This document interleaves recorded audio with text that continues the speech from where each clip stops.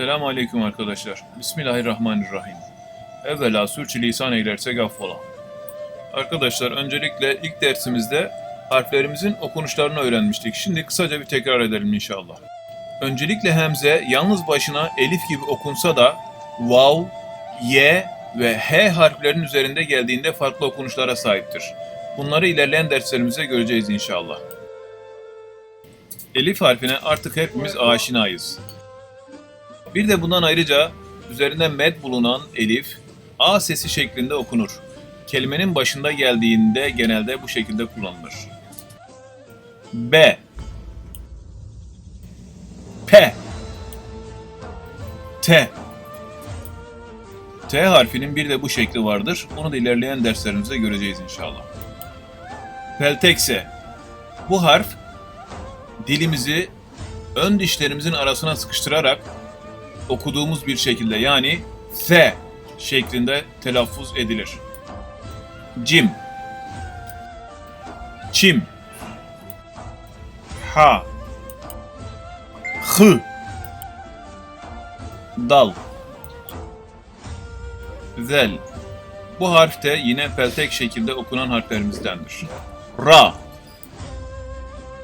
Z, J, Sin, Şın, Sat, Dat, T,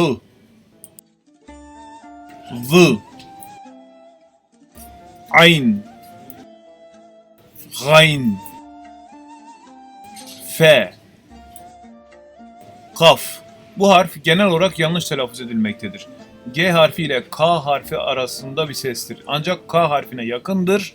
Bu yüzden kaf şeklinde telaffuz edilmelidir. Kef, Gef. Eskimeyen Türkçemiz Osmanlıca'da G harfi bu şekilde yazılmaktadır. Nef, sağır kef, nazel nun. Lam, mim, nun, vav, he, lam elif, ye. Evet arkadaşlar, gelelim bugünkü dersimizin konusuna.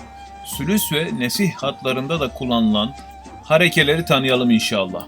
Malumunuz Arapça kelimelerde doğru okunmasını sağlamak için hareke adı verilen bazı yardımcı işaretler kullanılmıştır. Dilimizde de bolca kullanılan Arapça kelimeleri okuyabilmek için öncelikle harekeleri tanıyalım. Bunları bir harf üzerinde örnekler vererek görelim inşallah. Mesela harfimiz B olsun. Üstün dediğimiz hareke Arapçası fetha olarak geçen, harfin üstüne konan, harfe A veya E sesi veren harekedir. Ötre dediğimiz hareke Arapçası damme, harfin üstüne konur ve O, Ö, U, Ü seslerini verir. Esre dediğimiz hareke Arapçası kesre, harfin altına konur ve I, İ seslerini verir. Cezim dediğimiz hareke harfin üstüne konur ve ünlü almadan okunacağına işaret eder. Üstünlü tenvin kelimenin son harfinin üstünde olur ve bu harfi an, en şeklinde okutur. Esreli tenvin kelimenin son harfinin altında olur ve bu harfi ın, in şeklinde okutur. Ötreli tenvin kelimenin son harfinin üstünde olur ve bu harfi un, ün şeklinde okutur. Esreli ve ötreli tenvinler bazı Arapça tabirlerde kalıplaşmış ifadelerde bulunur ve çoğu zaman yazılmaz. Şedde üzerinde bulunduğu harfin iki defa okunmasını sağlar. Yani birinci defa cezimli, ikinci defa ise üzerinde bulunan hareke ile okunmasını sağlar. Ancak Osmanlıca'da Türkçe kökenli kelimelerde şedde yerine o harf iki defa yazılır. Şimdi gelelim bitişmeyen harflere.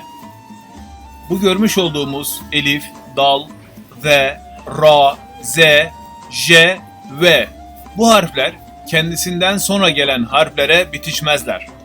Bunları ilerleyen derslerimizde çeşitli örneklerle göreceğiz. Evet arkadaşlar, başka bir dersimizde görüşmek ümidiyle inşallah. Selam ve dua ile.